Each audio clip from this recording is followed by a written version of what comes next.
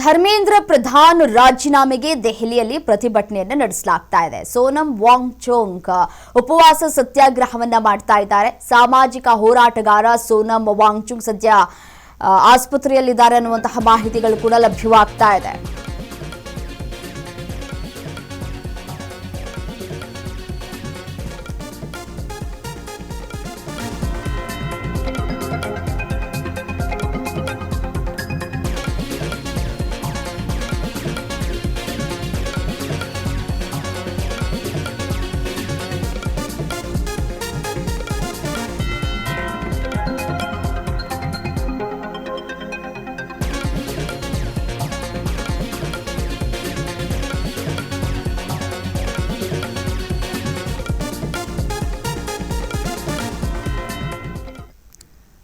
ಧರ್ಮೇಂದ್ರ ಪ್ರಧಾನ್ ರಾಜೀನಾಮೆಗೆ ದೆಹಲಿಯಲ್ಲಿ ಪ್ರತಿಭಟನೆಯನ್ನ ಮುಂದುವರಿಸಲಾಗಿದೆ. ಸೋನಂ ವಾಂಗ್ಚುಕ್ ಉಪವಾಸ ಸತ್ಯಾಗ್ರಹವನ್ನ ಮಾಡ್ತಾ ಇದ್ದಾರೆ. ನೋಡಿ, ಕಳೆದ 19 ದಿನಗಳಿಂದ ವಾಂಗ್ಚುಕ್ ಉಪವಾಸ ಸತ್ಯಾಗ್ರಹವನ್ನ ಮಾಡ್ತಾನೆ ಇದ್ದಾರೆ.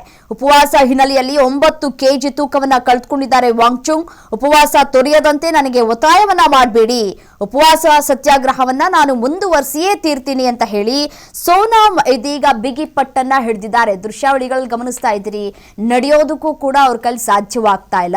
ಸೊ ಹಾಗಾಗಿ ಅವರ ಪರಿಸ್ಥಿತಿ ಇನ್ನೂ ಕೂಡ ಹದಗೆಡುವಂತಹ ಎಲ್ಲ ಲಕ್ಷಣಗಳು ಕೂಡ ಇಲ್ಲಿ ಕಾಣಸಿಗ್ತಾ ಇದೆ. ನೋಡಿ, ಸೋನಂ ವಾಂಗ್ಚುಕ್ ಅವರ ಈ ಅಮರಣಾಂತ ಉಪವಾಸ ಸತ್ಯಾಗ್ರಹ ಅಂತ ನಾವೇನು ಹೇಳ್ತೀವಿ ಅದು ಮುಂದುವರೆದುಕೊಳ್ತಾ ಹೋಗ್ತಾ ಇದೆ. ಲಡಾಖ್ನ ಪ್ರಮುಖ ಶಿಕ್ಷಣ ತಜ್ಞ ಮತ್ತೆ ಪರಿಸರ ಹೋರಾಟಗಾರ ಸೋನಂ ಅವರು ಕಳೆದ 19 ದಿನಗಳಿಂದಲೂ ಕೂಡ ದೆಹಲಿಯ ಲಡಾಖ್ ಭವನದಲ್ಲಿ ನಿರಂತರವಾಗಿ ಸತ್ಯಾಗ್ರಹವನ್ನ ಕೂಡ ನಡೆಸಿಕೊಳ್ತಾ ಬರ್ತಾ ಇದ್ದಾರೆ. ಸಂವಿಧಾನದ 6ನೇ ಅನುಸೂಚಿಯಡಿ ಲಡಾಖ್ಗೆ ವಿಶೇಷ ಸ್ವಾಯತ್ತತೆ ಮತ್ತೆ ರಕ್ಷಣೆಯನ್ನ ನೀಡಬೇಕು ಅಂತ ಹೇಳಿ ಅವರ ಪ್ರಮುಖ ಬೇಡಿಕೆಯಾಗಿದೆ. ಮತ್ತೆ ಲಡಾಖ್ಗೆ ಪೂರ್ಣ ಪ್ರಮಾಣದ ರಾಜ್ಯದ ಸ್ಥಾನಮಾನ ಸಿಗಬೇಕು ಅಂತ ಕೂಡ ಅವರು ಒತ್ತಾಯವನ್ನ ಕೂಡ ಮಾಡ್ತಾ ಇದ್ದಾರೆ.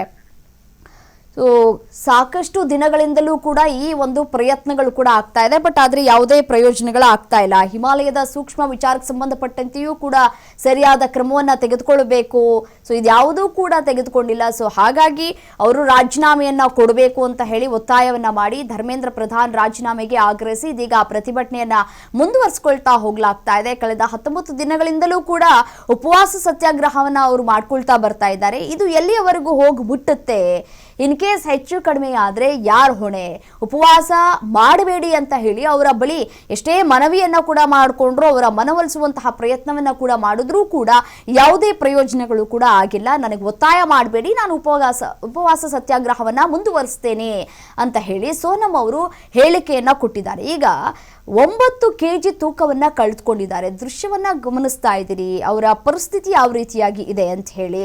ಇದು ಹೀಗೆ ಮುಂದುವರೆದುಕೊಳ್ತಾ ಹೋದ್ರೆ ಆರೋಗ್ಯದಲ್ಲೂ ಕೂಡ ಏರುಪೇರಾಗುವಂತಹ ಸಾಧ್ಯತೆಗಳು ಕೂಡ ದಟ್ಟವಾಗಿ ಕಾಣಸಿಗ್ತಾ ಇದೆ.